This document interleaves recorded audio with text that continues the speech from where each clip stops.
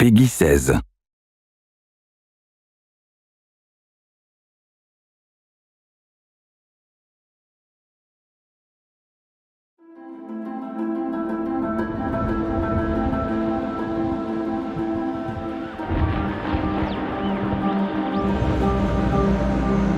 Another important aspect with the storm scene is that it represents a gear change in the story, so this is really the first time the characters are leaving the relative safety of the start of the game, and we definitely wanted to find a way to represent that in the art.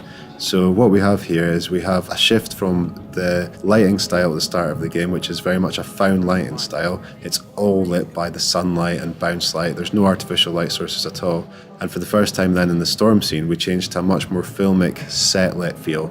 And that is to get that little feeling of unease there.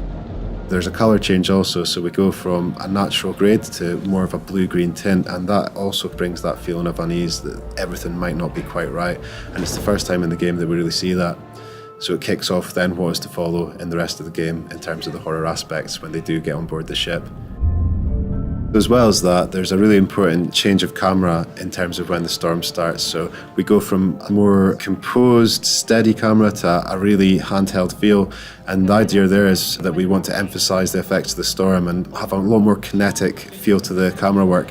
Also, the feeling there is that you want the audience present in the scene, so having a handheld, it gives this feeling that there's almost an unseen participant following around the characters, filming this stuff. So for example, we try things like every time there's movement or a character is dragged or pushed off, the camera goes with them and follows them, just to get the impression that you're right there with them and you're taking part in the storm as well.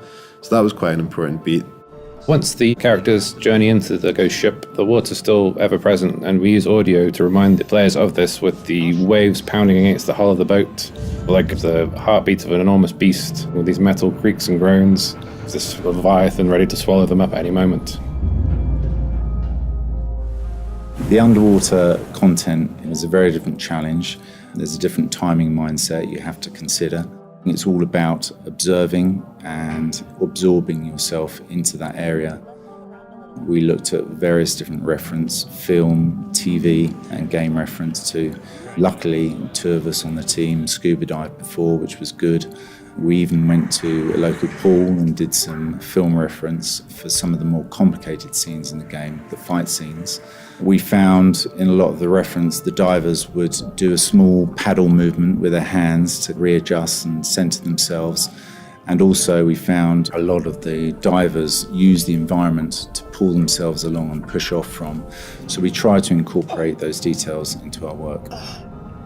There's something really fun about shooting on stormy conditions, and there's something fun about conveying that. But interestingly, one of the things in conveying that in terms of CG is that you have to do a lot of things that you'd maybe get for free if you were actually shooting it. So if you were really out there in a storm holding your camera, you would be getting blown around and you'd be getting rain on the lens or whatever you might get. When you work in CG, everything's automatically clean. So sometimes it's about how you can dirty up the shots and bring back some of those natural elements to convince the viewer that actually that storm is real.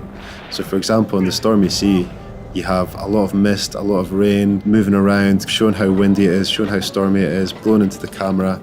So that really adds a lot of life. In the underwater scene, we used it for silt, for plankton, for any kind of dirt and noise in the ocean. And without that, it can really seem quite lifeless. So that was a hugely important element.